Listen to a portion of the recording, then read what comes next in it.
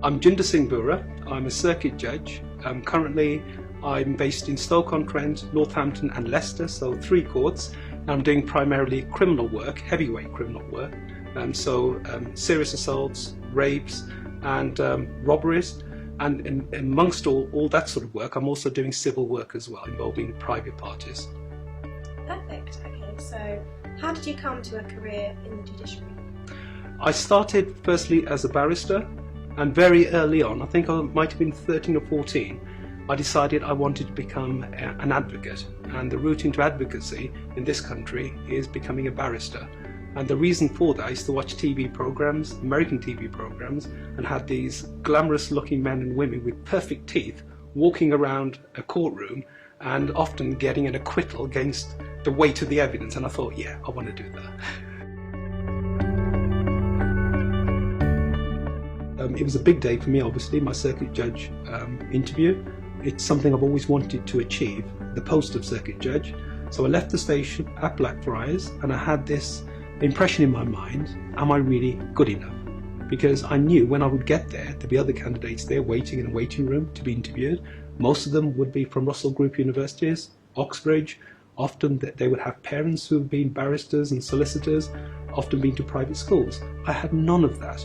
So I had to be thinking to myself, well, should I even be in the same room as these people? But that was the starting point. But in the 20 minutes it took me to walk to Petite France, and I deliberately walked, by the way, I didn't take the tube because I wanted to go through that process, because I knew I would be going through those self-doubts. And in those 20 minutes I kept saying to myself, well, actually, I've done better just getting the interview than these people, because I didn't have those privileges. So the fact that I'm there in the same room means I'm actually better than they are. So I kept saying that to myself, kept saying, looking through some of the high points in my career, so my case in the Court of Appeal, my case in the Supreme Court, some of the very successful results I got against the odds. And by the time I got to Petite France, I thought to myself, well, actually, now that I've persuaded myself that I'm actually up to the job, in fact, too good for the job, I'd have no problem at all in persuading them. And that's when it sort of all of a sudden clicks and coalesces into this view, well, actually, they'll be lucky if I say yes to any offer they make me. Do you have any particular tips or advice for aspiring judges on preparation for the process of applying to become a judge?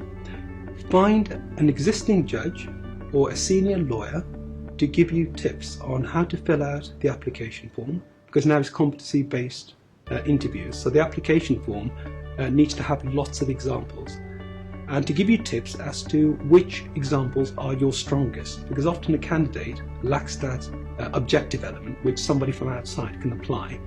And once you have those examples, to augment them with additional examples. So if in a particular case you think, well, actually that showed I was able to communicate effectively with somebody from a disadvantaged community, make a note of what you did that made a difference in that particular case.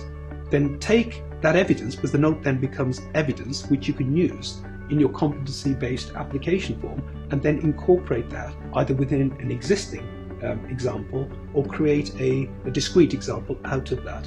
And then when you have the form completed, have additional examples which you can use at interview. But often, once you've got a good form, the examples are there, and the interview is more about expanding on the existing example. So effectively, get help from outside and make sure you note every time you've done something right.